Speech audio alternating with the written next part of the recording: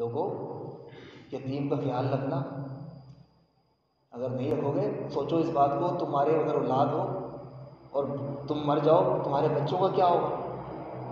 تمہیں ڈر ہوگا نا مرتے وقت، کتنا افسوس ہوگا اپنے بچوں کے بارے میں، میری موت آ رہی ہے، میرے بچے ان کا کوئی نہیں ہے، تو سوچو ان کا بھی یہی حال ہے۔ کیسے مثالیں اللہ دے رہا ہے،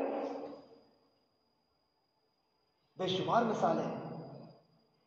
لو کان معه آلهۃ اذا لذهب كل الہ بما خلق، اگر میرے علاوہ کوئی اور رب ہوتا تو یہ جیسے دنیا کے انسانوں کا دستور ہے، دنیا کی جماعتوں کا دستور ہے کہ ایک جماعت چاہتی ہے میں پوری دنیا میں غالب آ جاؤں، پورے پاکستان پہ میری حکومت ہو، ہر ایک چاہتا ہے میں غالب آ جاؤں، میں آگے بڑھ جاؤں۔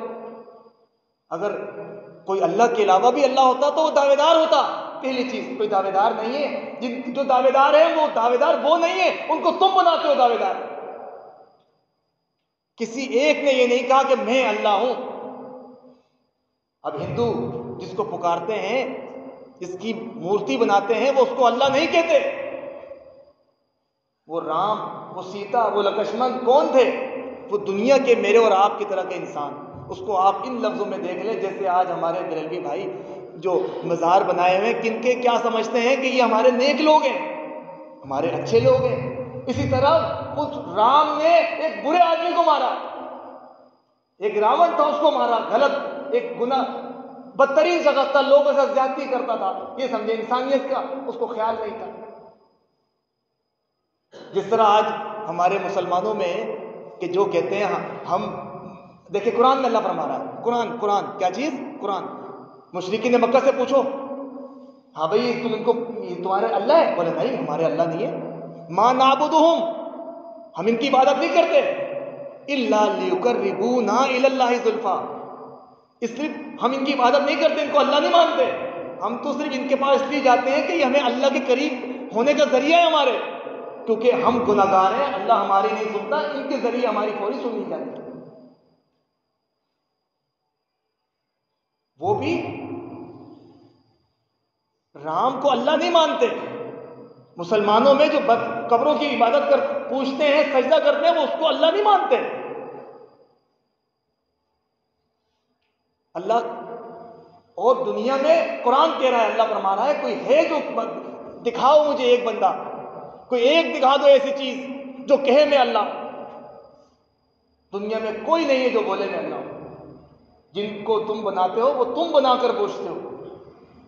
تو میرے بھائیو دوستو، مجھے آپ کو اپنی سوچ وسیع کرنی چاہیے، ہمیں ایک دوسرے کے لیے خیر خواہ ہونا چاہیے۔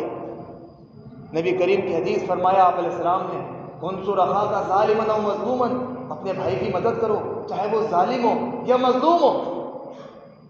نبی نے، صحابہ نے پوچھا اللہ کے نبی مظلوم کی تو سمجھ آتی ہے مدد، ظالم کی کیسے کرے؟ فرمایا اس کو ظلم سے روکو، یہ اس کی مدد۔ نبی کریم فرماتے ہیں میرے صحابہ میں تمہیں تمہاری کمروں سے پکڑ پکڑ کے تمہیں جہنم سے بچا رہا تھا اور بچا رہا ہوں، لیکن تم لوگ میرے دشمن بن گئے جان کے۔ آج اگر آپ اور میں کسی کو دعوت دیں تو وہ ہمارا دشمن بھی ہو سکتا ہے، لیکن میرا اور آپ کا کام خیر خواہی کرنا ہے۔ لیکن آخری باتیں کر رہا ہوں، اسلام سلامتی کا مذہب ہے۔ اگر میں اور آپ دوسرے کے لیے سلامتی کا سبب نہیں ہے تو ہم مسلمان نہیں ہیں۔ ہمارے دین نے ہمیں انسان تو انسان، جانور سے بھی خیر خواہی کا حکم دیا ہے، جانور تو جانور، ناپاک جانور سے بھی خیر خواہی کا حکم دیا ہے۔ اگر میں اور آپ نام کے مسلمان ہوں تو نام کے مسلمان ہونے سے کوئی کام نہیں چلے گا۔ دیکھیں بخاری کی حدیث آپ سب کو پتہ ہوگی، کتا ناپاک جانور ہے، اتنا ناپاک ہے کہ 7 مرتبہ دھو گے جب تک نہیں تو وہ جس پیالے میں کھایا ہو وہ جگہ ناپاک نہیں ہوگی۔ اگر آپ کے ہاتھ پہ لگ گیا اس کا تھوک یا اس کا وہ گیلا لگ گیا، گیلا کتا، تو وہ چیز آپ جگہ پاک نہیں ہوگی جب تک کہ 7 مرتبہ نہ دھو، اور پہلی آخری مرتبہ مٹی سے دھونا ہوگا۔ نبی کریم فرماتے ہیں ایک عورت تھی زانیہ، زنا کرتی تھی، دیکھیں یہ کوئی چھوٹا عمل نہیں ہے، زانیہ عورت تھی، کنویں میں اتری، پیاس لگ رہی تھی، دھوپ کا ٹائم تھا، اتری کنویں میں اتر کے اس نے پانی نکالا اور پیا اور واپس آئی تو دیکھتی ہے کہ کتا گیلی مٹی کو چاٹ رہا ہے. اس کے دل میں آیا کہ مجھے پیاس لگی ہے تو اس کو بھی لگی. وہ اتری کنویں میں جوتے میں یا موزے میں پانی لے کے اس نے اس کتے کو پلایا, کتے کو جو ناپاک ہے. اللہ رب کے نبی فرماتے ہیں, صحیح ترین حدیث بخاری کی ہے, کیا فرمایا اللہ نے کو یہ بات اس کی اتنی پسند آئی, اللہ نے اس کے لیے جنت لکھ دی. صحابہ حیران ہو گئے, اللہ کے نبی کیا جنت کتے کو پانی پلانے پر؟ آپ علیہ السلام فرماتے ہیں کتا تو کتا ہے, ہر وہ چیز جس میں جان ہو, جس میں کلیجہ ہو, ہر زیرو چیز اس کے ساتھ تم شفقت کرو تمہیں نیکی ملے گی, تم سے رب راضی ہوگا. تو میرے بھائیو سوچو, اسلام جانور سے یہ سبق سکھاتا ہے تو ہم تو پھر انسانوں کے ساتھ ہم کیا کرتے ہیں؟ اور نبی کے پاس ایک صحابی, میں اکثر دیکھتا ہوں, کیا کہوں آپ لوگوں کو, بس یہی ہے کہ ہمیں جو انسان اگر ڈرتا ہے اللہ سے تو اللہ اس سے راضی ہوتا ہے. اگر جو سمجھے کہ یار سب غلط کر رہے ہیں تو میں بھی کروں, تو پھر یہ میری آپ کی بیوقوفی ہوگی. اور ہمیں بس آخری ایک بات کر کے اپنے موضوع ختم کرتا ہوں, باتیں بہت طویل ہیں, بہت ساری باتیں رہ گئی ہیں. دیکھیں, نبی کریم فجر کی نماز پڑھ کے مڑے, ایک دفعہ کا واقعہ ہے. آپ علیہ السلام فرماتے ہیں میرے صحابہ ایک مقابلہ ہوا 1 روپے والے کا 1,00,000 روپے والے سے. میرے صحابہ 1,00,000 روپے والا ہار گیا, 1 روپے والا جیت گیا. 1 روپے والا جیت گیا. دنیا میں روپے والا نہیں جیتتا, لیکن نبی فرما رہا ہے روپے والا جیتا, 1,00,000 والا ہار گیا. صحابہ پوچھنے لگے اللہ کے نبی کیسے؟ فرمایا کہ دونوں بندے تھے, ایک نے 1 روپیہ اللہ کے راستے میں دیا اور ایک نے 1,00,000 روپے دیے اللہ کے راستے میں, لیکن 1 روپے والا جیت گیا. کیوں؟ صدقہ بھی جمیع مالہ, اس 1 روپے والے کے پاس صرف 1 روپیہ تھا, اس کی ٹوٹل جائیداد تھی روپیہ اور تھا کچھ نہیں اس کے پاس.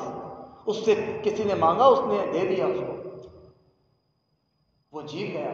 کیوں کہ دوسرا جس نے 1,00,000 روپے اللہ کے راستے میں دیے, وہ 1,00,000 روپے نہیں تھے, اس کے پاس ایسے بے شمار لاکھوں موجود تھے.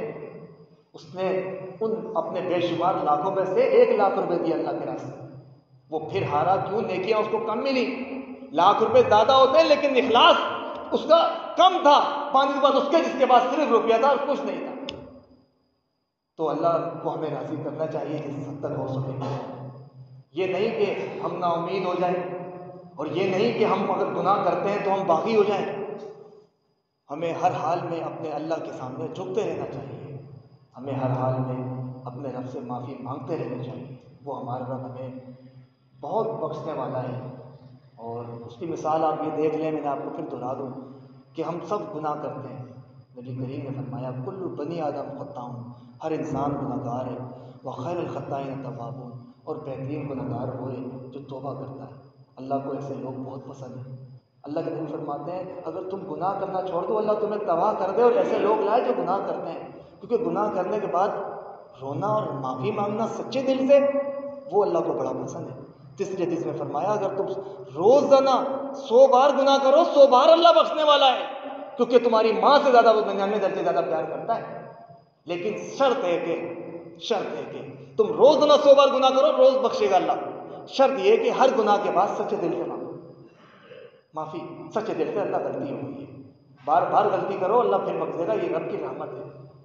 لیکن اگر سوچو اس بات کو کہ ابھی عمر بہت لمبی پڑی ہے اور معافی مانگ لیں گے, تو پھر ایسے لوگوں کے لیے معافی نہیں ہے.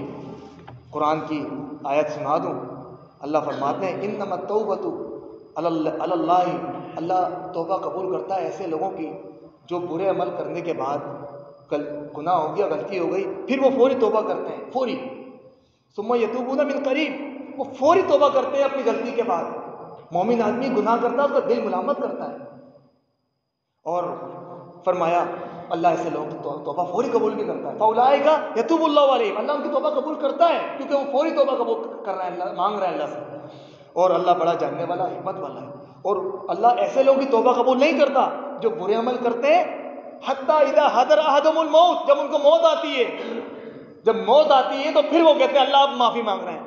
تو اللہ ایسے لوگوں کی توبہ قبول نہیں کرتا. اس بندے کی توبہ قبول کرتا ہے جو ہر غلطی کے بعد پھر فوری مانگے معافی. تو اس لیے مجھے آپ کو اپنے رب سے معافی مانگتے رہنا چاہیے، اپنے رب کا باغی نہیں بننا چاہیے، اپنے آپ کو خیرخواہ بنانا چاہیے ہر ایک کے لیے، اپنے معاشرے کے لیے. ہم جہاں رہتے ہیں ایک دوسرے سے ہمیں محبت کرنی چاہیے، اور یہاں جانوروں سے کو مارنا نہیں چاہیے.